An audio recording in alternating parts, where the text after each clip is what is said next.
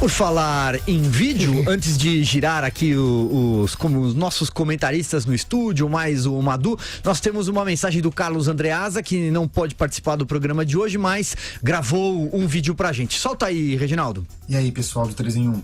Hoje, por motivos pessoais, eu não vou poder participar do programa, mas tá tudo bem. Amanhã eu tô de volta. No entanto, eu não consigo ficar sem dar um pitaquinho, sem provocar uma discussão pro pessoal, pra Vera e pro Madu sobre o comando do meu querido Silvio. É o seguinte, a gente sabe que existe, embora decadente, o fenômeno lulopetista. Goste ou não dele, o Lula é uma força eleitoral poderosa, está aí, mesmo da cadeia, sua capacidade de colocar com mais de 29% o Fernando Haddad no segundo turno. Esse fenômeno existe há muito tempo e, ao longo da história, tem vencido os adversários que se apresentaram, especificamente os candidatos do PSDB nas últimas eleições. Muito fracos, né? Sem um caráter orgânico, sem conseguir capitalizar organicamente a natureza anti-lulopetista que foi, e aí eu chego no ponto, capturada claramente pelo Jair Bolsonaro, o novo e orgânico, porque cultivou isso desde há muito tempo, a posição de anti-lulopetista. A minha questão para vocês é a seguinte: vocês consideram que o Jair Bolsonaro, aquilo que ele representa, o bolsonarismo, é já um novo fenômeno eleitoral brasileiro, a ser considerado competitivo com a ideia de fenômeno lulopetista, ou é algo passageiro, algo que veio para disputar essa eleição competitivamente, mas sem lastro, sem capacidade de prosperar? Qual é a visão de vocês? Ou, por outro lado, se for mesmo um fenômeno eleitoral, se o fato de já ter uma órbita, para além do PSL, né, que fez 51 deputados, uma marca extraordinária, se para além disso, o fato do João Dória já estar se transformando em linha auxiliar do bolsonarismo, os resultados do Romeu Zema em Minas Gerais, sem ser do partido do Bolsonaro, mas falando do Bolsonaro, se associando a ele, crescendo com isso. O caso do Rio, o Wilson Witzel, que cresceu de repente com um discurso conservador, se aproximando, se associando ao Jair Bolsonaro, mesmo sendo de outro partido. Vocês acham que esse ambiente configura um fenômeno eleitoral bolsonarista que chega ao primeiro turno com a força, com vigor à frente do lulopetismo em condições favoritas para vencer? O que vocês acham disso? Tchau, pessoal. Até amanhã. Tá aí, Vera Magalhães, a pergunta do Carlos Andreasa. Eu acho que é uma boa pergunta, mas eu acho que ela tem alguns antecedentes, Silvio. Eu acho que o bolsonarismo virar um fenômeno em si, dissociado do lulopetismo, vai depender dele vencer a eleição e em vencendo do que ele fizer no governo, né? Eu acho que é um fenômeno nascente, mas eu acho que ele é impulsionado por uma outra causa que é fundamental nessa eleição e sobre a qual acho que a gente deve se debruçar aqui, que é a Lava Jato, né? A Lava Jato é um marco, e já era, e eu dizia isso aqui, é uma pena que o meu amigo Carlos Andreasa não esteja aqui entre nós, porque eu dizia que ela teria peso desde muito tempo atrás, eu dizia que ela teria peso eleitoral e que ela era capaz de mudar aqueles paradigmas que a gente estava acostumado a ver na política brasileira, e isso aconteceu. Os cientistas políticos, os analistas, eram muito conservadores nesse aspecto, diziam que haveria em algum momento uma polarização PT-PSDB, que ela voltaria baseada ali em velhos pressupostos, como tempo de TV, grandes coalizões e etc. E eu dizia, olha, eu acho que a Lava Jato chacoalhou isso daí. Eu acho que a Lava Jato realmente é um fator que será preponderante aqui nessa eleição. E ela foi. Ela foi capaz, inclusive, de circunscrever o lulopetismo, que continua existindo, a uma trincheira ali no Nordeste. Você olha o mapa do Brasil, ele foi totalmente repintado e ele é verde militar do Bolsonaro hoje em dia, com uma trincheira pequena nordestina que é do petismo. Então, eu acho que nesta eleição tem dois fenômenos que antecedem e justificam o bolsonarismo, que é a saída de um conservadorismo de direita do armário, onde ele estava enfiado, que era o armário da social-democracia, era o armário do PSDB, e agora encontrou um candidato para chamar de seu e para dizer o seu nome em voz alta, e o outro é a repulsa à corrupção expressa no apoio à Lava Jato, que varreu do mapa político do Brasil muitas figuras conhecidas. E aí, Madu, vamos à questão do Andreasa. A questão é provocante, é provocadora. Primeiro, Viera, o Andreasa, ele está entre nós, ele está em espírito e alma, sempre aquilo, 3 em 1. Eu sinto as suas energias, né? E amanhã estará conosco, sem dúvida nenhuma. Mas eu acho o seguinte, nada como uma eleição, né? Nada como a democracia. Eu acho que várias mensagens foram mandadas aí pelo eleitorado, coisas que a gente nem imaginava, nem capturava. Eu acho que, primeiro, existe o bolsonarismo, sim, é verdade. O bolsonarismo já existe até hoje no Congresso, como uma bancada forte e que é uma imensa incógnita, né? Porque não só são muitas pessoas novas no Congresso, como a gente não sabe como é que elas vão se comportar. Mas eu acho que maior que o bolsonarismo é o antilulismo. Eu diria que nos votos do Bolsonaro, os bolsonaristas são minoria. Eu acho que a maior parte dos votos no Bolsonaro são antilulistas, são anti-Lula. Eu, pelo menos, interpreto assim esse posicionamento do eleitorado. Uma das mensagens, das muitas mensagens que esse eleitorado deu. Ele realmente é um repúdio, digamos, à política antiga, à política dos políticos tradicionais, haja vista a quantidade de senadores que não foram reeleitos e muitos deputados federais, muitos políticos regionais que não conseguiram reeleição ou reeleição dos seus herdeiros políticos, digamos assim. Eu acho que existe, eu concordo com a Vera, uma repulsa, principalmente da classe média, contra a corrupção, a questão da corrupção e uma compreensão mais profunda do que é o fenômeno da corrupção. Não uma avaliação só moral da corrupção, como evidentemente, um comportamento condenável, mas a corrupção como um fator que onera o Estado, ou seja, dificulta que o Estado trabalhe para o cidadão, né? Não só transforma os serviços piores do Estado, como também acaba que o cidadão hoje se vê, né? A compreensão hoje que o brasileiro tem do orçamento da União, do dinheiro público, me parece que é diferente. Então, acho que pesou muito, pesou muito essa questão no voto das pessoas ao condenar a corrupção. A corrupção, de certa forma, significa uma piora das vidas das pessoas. As pessoas ficam mais desassistidas. O professor Luiz Werneck Viana tem feito os artigos bem provocativos, né, em que ele meio que condena, como se fosse o caso de condenar, mas ele maldiz essa polarização que a gente vive no Brasil hoje. Realmente, esse fenômeno de polarização, né, como a Vera mostrou muito bem, a fronteira do Nordeste, cercada pelo resto do Brasil, eu não creio, como acha o professor Luiz Werneck Viana, que seja assim uma espécie de falta o centro do Brasil. Eu acho que o que os eleitores fizeram agora com a classe política foi uma provocação. Eles resolveram dar uma guinada para o outro polo do espectro político, né? Digamos assim, votaram de uma maneira mais conservadora. Mas eu acho que o nosso povo não é tão conservador assim, né? Na verdade, o antilulismo ele consegue ser uma bandeira unificadora, né, do que seria esse centro, né, que estava, digamos, escondido no armário do PSDB, né, da social-democracia. Eu acho que existe esse centro ainda, mas ele achou prudente, nesse momento da nossa história, dar uma resposta firme ao antilulismo, quer dizer, ao lulismo. Ou seja, e concluindo, né, o voto muito forte foi contra o PT, contra o Lula. Por isso que eu finalizo discordando do Andreasa, porque hoje, assim, a proporção para cada 3 brasileiros, 2 são contra o PT.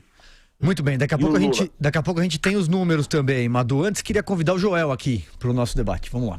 Bom, a gente viu 2 movimentos muito claros, né, nessa eleição. O primeiro deles, um movimento antissistema, de muitas líderes tradicionais, vistos como velha política, como fisiológicos, perdendo a vaga que achavam que tinham direito e que muitos se perpetuavam há muito tempo. E também, fora do Nordeste, um movimento claro para a direita. Então, fora do Nordeste, especialmente no Sul e Sudeste, quem foi fora do sistema e para a direita, representando ideais de direita, ganhou muito aí. Só que o que significa direita hoje em dia? Hoje em dia, direita é basicamente o combate ao petismo. Tá? Esse voto antipetista foi muito forte e Bolsonaro foi quem soube encarnar ao longo, não só dessa campanha, mas ao longo já de mais de ano, encarnou já essa luta contra o PT, que é visto como a união das duas coisas, né? Com a união da política velha e mais corrupta e, além disso, de um projeto ideológico de esquerda que ameaça o país. Nesse sentido, neste momento, eu diria que o Bolsonaro é ainda mais o representante de um movimento antipetista do que uma força enquanto tal. Agora, ele pode se transformar numa força enquanto tal, assim como o Lula é hoje em dia. Eu penso que vai depender de duas coisas aí.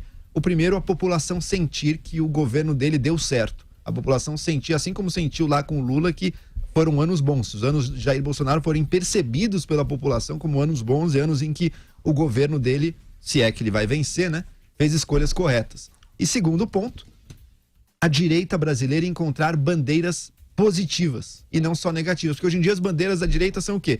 Combate à doutrinação infantil nas escolas, por exemplo, isso é uma bandeira negativa. Tem um ponto aí, o combate à criminalidade, à violência, mas também é uma coisa que, melhorando, é uma coisa que deixa um pouco desistir. O PT representa algo muito claramente. Ele significa transferência de renda para os mais pobres. Você que é mais pobre estará amparado pelo governo. A direita até agora representa apenas, a gente vai tirar aqueles canalhas criminosos da esquerda dali. Ela vai ter que encontrar quais os valores positivos. Será que é um valor ligado à religião, ligado a alguma pauta moral? Não tenho certeza se isso vai ser capaz de encampar grande parte da população, mas vai ter que surgir algo que seja mais do que o enfrentamento da esquerda e da corrupção. É engraçado, né, Joel, que quando se confirmou o segundo turno e o Bolsonaro deixando de ganhar no primeiro turno por muito pouco, começamos a analisar aí o que cada um teria de fazer para chegar à maioria do eleitorado. Parece que o Bolsonaro tem muito pouco a andar para conseguir essa maioria, porque já teve maioria absoluta aqui em São Paulo, que é um start importante, e teve em vários outros estados, onde ele não conseguiu isso. No Norte, apesar de vencer na maior parte dos estados, não teve maioria absoluta. No Nordeste ele perdeu e em Minas também não teve maioria absoluta. De novo, Minas como um estado síntese do que aconteceu no resto do país. Mas o que parece que se desenha no tabuleiro? Algo em que, por osmose, virá para ele esse tanto que faltou. Minas, por exemplo, tem o segundo turno entre dois candidatos do campo azul, do campo da centro-direita, um do Partido Novo, um do PSDB. É natural que o Bolsonaro avance os exércitos que ele precisa avançar para ser majoritário em Minas, para ter maioria absoluta dos votos em Minas. No Nordeste, onde o Lula ainda tem lá o seu enclave, é difícil ao Bolsonaro entrar? Não me parece. Por quê? Porque ele fala fácil, porque ele fala de coisas que calam ao coração também do povo nordestino, porque são universais, esse apelo segurança, apelo a costumes conservadores, etc. O que eu acho que faltou, no primeiro turno ele não se preocupou muito em falar com esse eleitorado que ainda é saudosista do lulismo. Então, se a gente pensar nas tarefas que cada um tem de cumprir, parece que o Bolsonaro, se fizer um pouco mais do que já fez, não precisa fazer grandes acenos. Tanto que na entrevista a gente vai falar aqui depois, ele não fez nenhuma concessão, disse que não vai virar o Jairzinho Paz e Amor.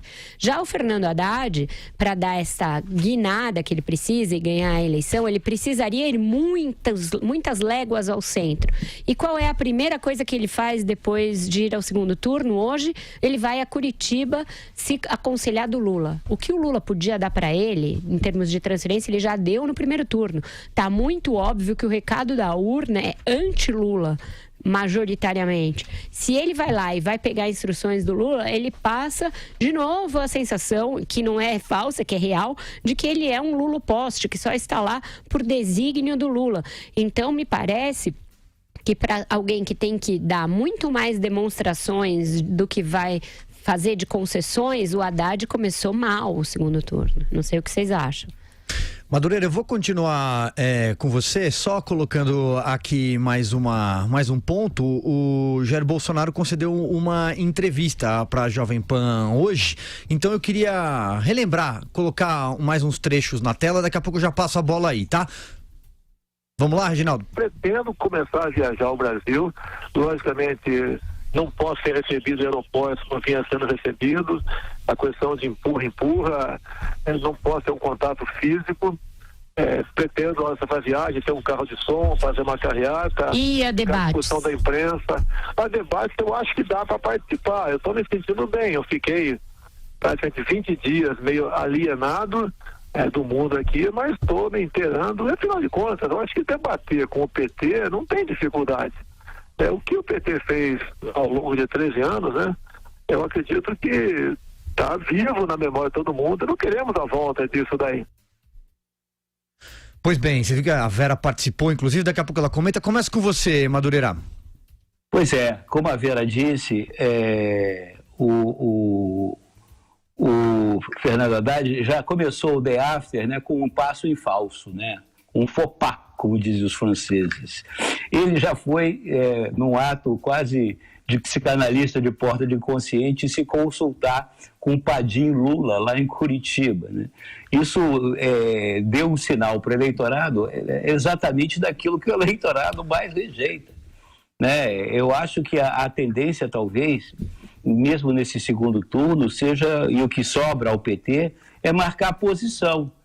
Talvez já se assumir na oposição e fazer um discurso de marcar posição, de radicalismo, de radicalizar sua posição antagônica ao resto do país. Porque eu insisto, eu acho que existe o bolsonarismo e existe o antipetismo, o antilulismo, que hoje converge para votar na candidatura do Jair Bolsonaro, que prefere fazer aliança com o Jair Bolsonaro, com o bolsonarismo, se é que o bolsonarismo já existe.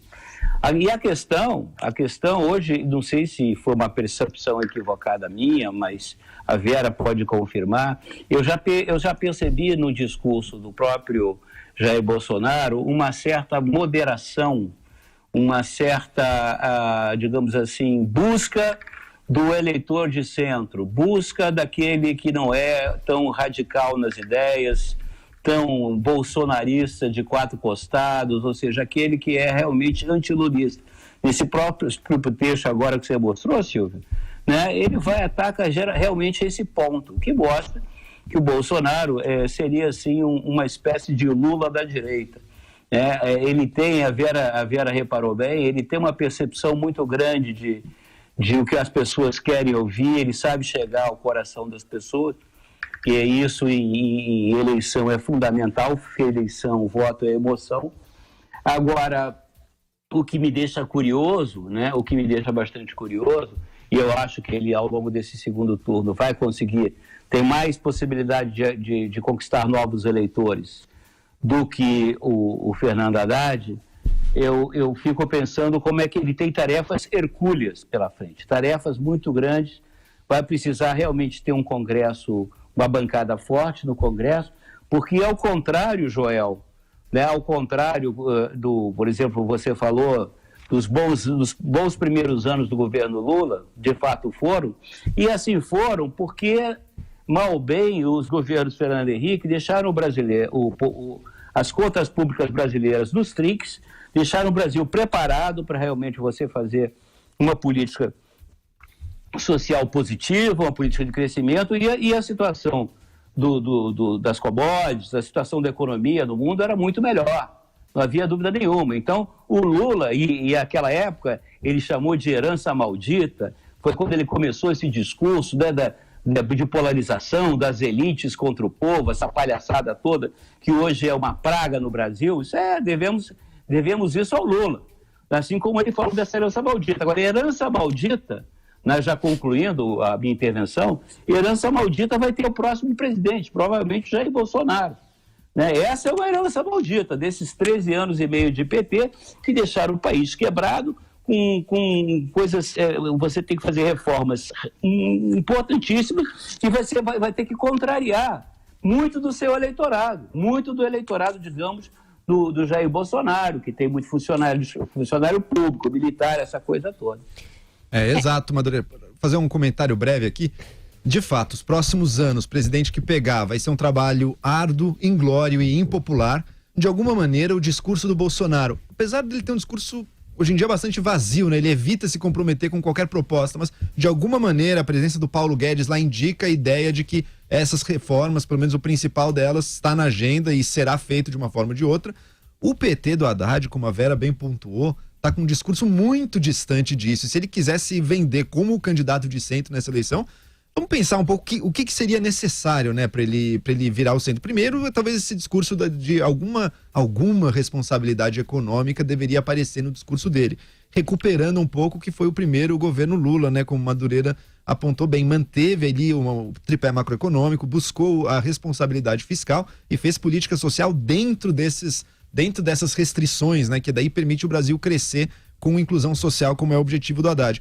Agora, outro ponto, de fato, ir se consultar com o Lula é exatamente o símbolo de tudo aquilo que ele deveria abandonar, né? Eu fico pensando, será que isso não é uma última consulta para fechar com o Lula e dizer, olha, Lula, a gente vai apostar nesse caminho aqui de centro mesmo, vamos fazer isso, vamos fechar isso? E o Lula recebeu o aval do Lula e agora começa realmente aquela ideia lá do Haddad como renovador do PT, né? Como alguém que traz ideias modernas, que traz o PT para o século XXI, digamos assim. Vamos ver se isso começa agora. O Twitter dele, que eu estava olhando aqui, tenta um pouco nessa direção hoje. Ele está chamando o Bolsonaro para debate de propostas. Dizendo que tem que ter um parâmetro ético, né, nas campanhas. Parâmetro ético na campanha, crescimento com inclusão social. Ético.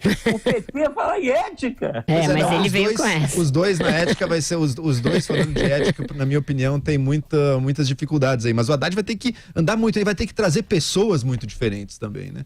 O Bolsonaro, bem ou mal, não sei se dá para acreditar na presença do Paulo Guedes ali, ainda mais se ele sendo tão desautorizado como é. Mas, bem ou mal, ele tem ali alguém que traria o discurso dele para uma perspectiva sensata econômica. O PT não tem. Ele vai ter que trazer essas pessoas. Quem são? É Marcos Lisboa, que nem foi levantado em algum momento? Quem será que o PT pode trazer?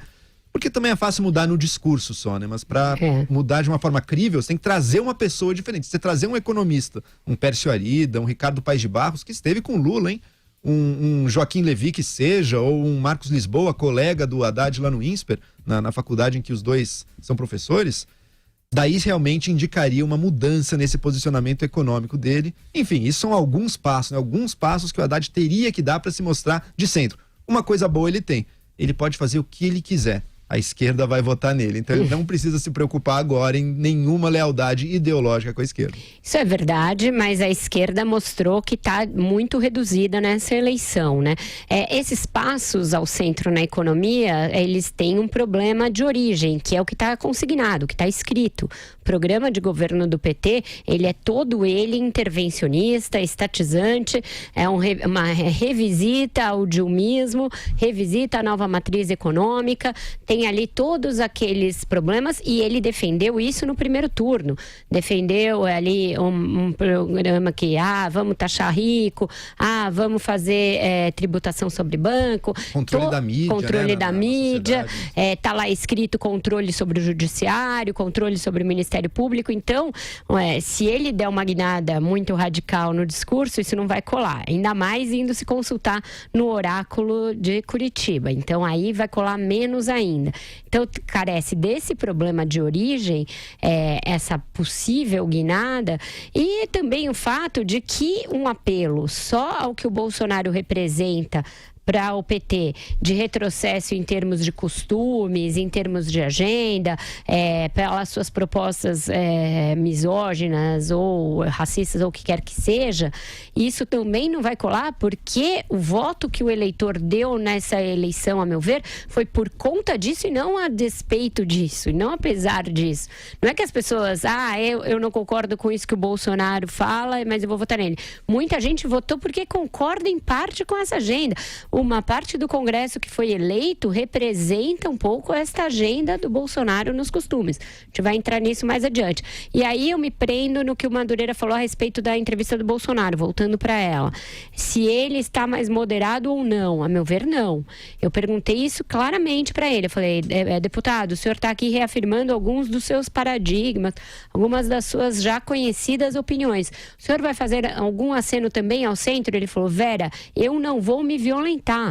Então ele deixou claro que ele vai continuar sendo ele mesmo. Ele só admitiu usar sinônimos. Foi isso que ele falou. Ele falou, posso até usar sinônimos. Eu sei que eu não posso mais chegar para um amigo meu e fazer uma piada. Você é fornecedor ou consumidor? Foi essa piada que ele fez aqui no ar, hoje, dia da graça, de 8 de outubro de 2018, ao se referir a ter filho ou ter filha. Portanto, eu acho que ele vai continuar sendo ele mesmo, porque ele viu que ele ganhou por isso e não apesar disso.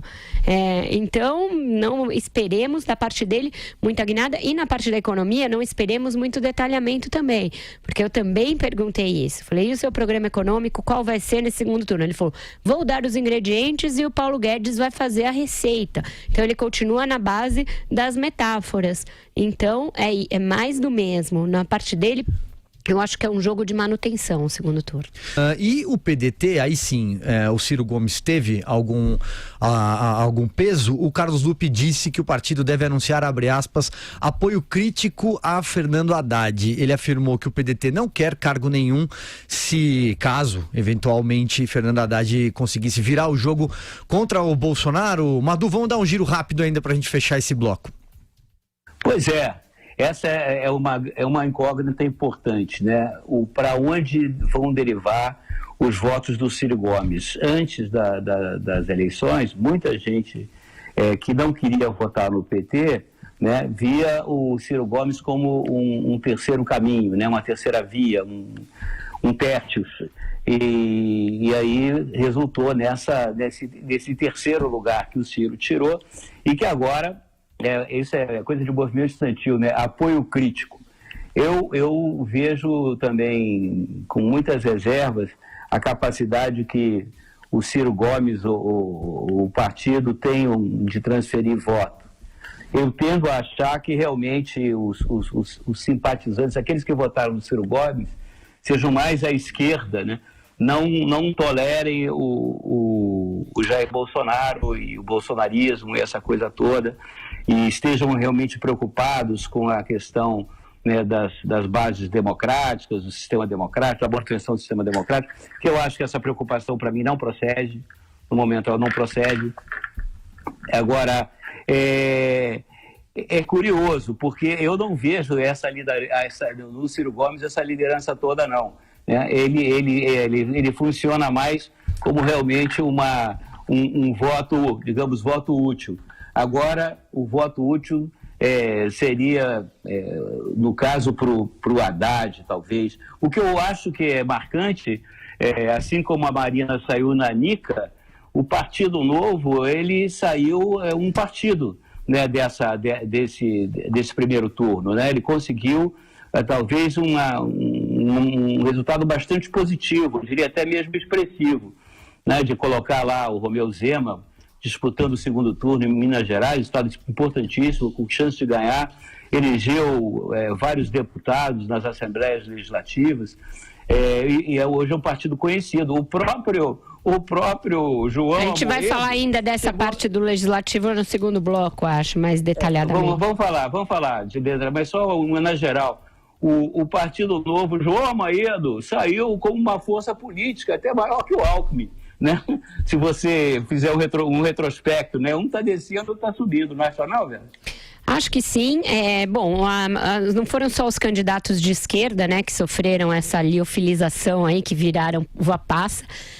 O Geraldo Alckmin foi outro, também. Eu acho que o PSDB é o grande derrotado, muito mais que o PT nessa eleição, justamente porque não conseguiu reter nada que tinha antes, foi tudo pelo ralo do banho abaixo. O PT tem um claro enclave, né? O PSDB não tem nada, não sobrou nada ali.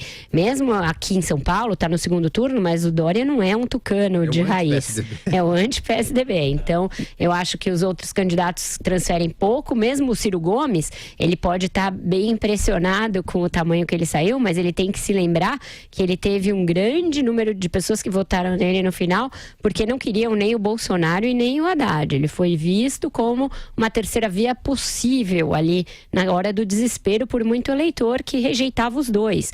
Então não é exatamente o tamanho dele, ele está um pouco maior do que o seu tamanho e também não vai transferir tudo. Hoje já tem gente do seu partido declarando apoio ao Bolsonaro, que é o amazonino lá no Amazonas. Então, eu acho que a eleição ficou tão plebiscitária no primeiro turno que esses apoios vão ter pouquíssima ou nenhuma influência. Tanto que o Bolsonaro pouco se ligou para isso. Ele não fez nenhum apelo por apoio. Ele foi falar com o eleitor, como ele falou antes, diretamente, fazendo uma live, usando as redes sociais. Acho que ele vai continuar na mesma toada, Joel. Essa própria ideia do apoio político, né, dos candidatos que perderam indo para um só, isso talvez até já pegue um pouco mal, né? Porque cria aquela ideia de que, olha, tem aqui o Bolsonaro de um lado combatendo o establishment corrupto da política e do outro todo aquele saco de gatos de PSDB, MDB, PTB, PDT indo para um lado só para combater o malvado e proteger os interesses da classe política esquerdista, ou seja lá o que for, né? Eu acho que tem 2 políticos do Brasil hoje em dia que são capazes de fato, transferir votos. Um é o Lula, que a gente já sabia, a gente viu a ascensão do Haddad, uma das coisas mais impressionantes pela velocidade com que foi, né? Não precisou nem bater no Ciro ou na Marina, ele subiu, só bastou o Lula aparecer na TV com ele subiu.